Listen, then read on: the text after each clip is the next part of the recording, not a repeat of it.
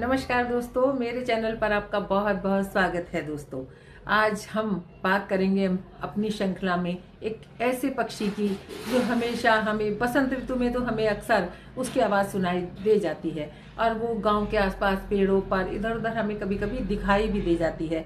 वैसे तो वो इंसानों से बहुत दूरी बना कर रखती है, लेकिन फिर भी हमें दिखाई दे जाती है दोस्तों कभी कभी। जी हाँ, मैं बात कर रही हूँ कोयल के बारे में। दोस्तों, कोयल जो अक्सर गांव के आसपास पेड़ों पर जंगलों में उसकी आवाज़ हमें हमारे बगीचों में सुनाई दे जाती है। दोस्तों, कोयल बहुत समझदार मानी जाती है, लेकिन यह यूं कहिए कि बहुत चालाक होती है। दोस्तों, उसकी चालाकी की कोई मिसाल नहीं होती है। दूसरी दोस्तों, उसकी उम्र 15 से और 12 साल तक देखी गई है। दोस्तों, कोयल वैसे तो कीड़े मकोड़े, पके हुए बेर ये सब खाती है जंगल में, और कीड़े मकोड़े भी वो खाती है जो और पक्षी नहीं खाता।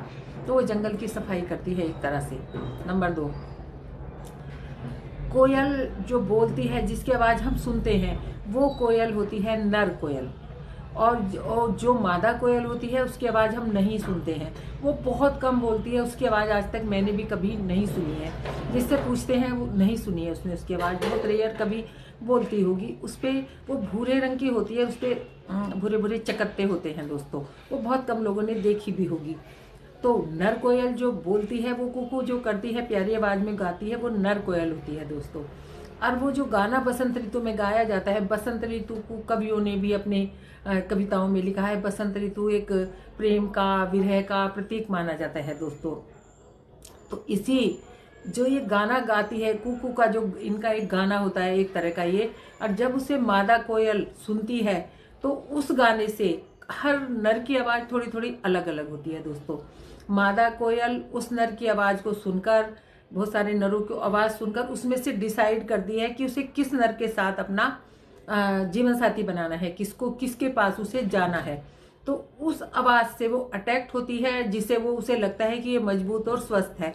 उस नर के पास वो अपना जोड़ा बनाने के लिए जाती है। दोस्तों, ये इनकी एक रेयर से रेयर बात थी जो मैंने आप लोगों से साझा की, कि गाने से, उसकी आवाज़ से मादा कोयल जाती है नर के पास। वो काला जो होता है वो नर होता है।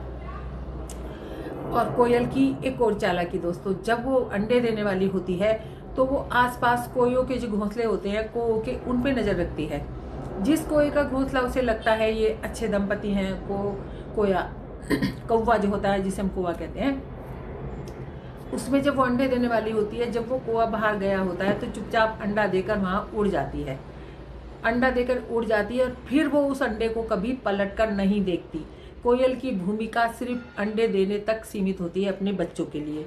फिर वो ना अंडे को देखती है, बच्चा निकला, क्या हुआ, कैसे पला, कोई मतलब नहीं है। माँ की भूमिका सबसे कम कोयल में पाई जाती है। दोस्तों, कौवा बेचारा अपने, लगता है उसे कि मेरा अंडा है, ये उसको सेता है, बच्चे निकलते हैं, उसे खाना खिलाता है, दोनों दंपति मिलके उसको पालते हैं।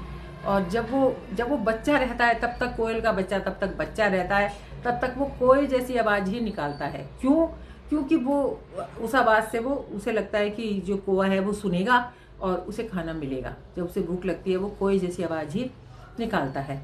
और कोयल का बच्चा एकदम से इतना एक्टिव हो जाता है दोस्तों अंडे से निकलते ही, कि और जो बच्चे कोए के आसपास होते हैं और जो अंडे होते हैं जो असली कोए के होते हैं, उसको वो धक्का देके नीचे गिरा देता है, ताकि पूरा खाना, पूरी केयर मुझे ही मिले। कोयल क्या, उसका बच्चा भी बहुत चालाक होता है। दोस्तों, उसकी कमर पे एक ऐसा आकार होता है जिससे वो धक्का दे देता है बच्चों को, और तब तक वो उड़ना नहीं सीखता अच्छे से, तब तक वो कोयल के साथ ही रहता है। लेकिन जैसे ही वो बड़ा और जवान होता है कोयल का बच्चा, नर हो या मादा, तब वो उड़ जाता है। तो अपनी आवाज़ जो उसको बाय बर्थ उसके अंदर होती है, जो उसके जीन में, वो आवाज़ निकालता है, कुकू कुकू की। तो दोस्तों, ये थी कोयल की चालाकी वाली कुछ बातें, और कोयल की कुछ ऐसी बातें जो अनसुनी थी, मैंने आपके साथ साझा की। आपको अच्छी लगी हो दोस्तों तो अवश्य बताइएगा। मिलती हूँ ऐसी फिर किसी छोटी सी जानकारी पर दोस्तों। तब तक के लिए अपना ध्यान रखिए, हमेशा खुश रहिए दोस्तों, मुस्कुराते रहिए दोस्तों। धन्यवाद।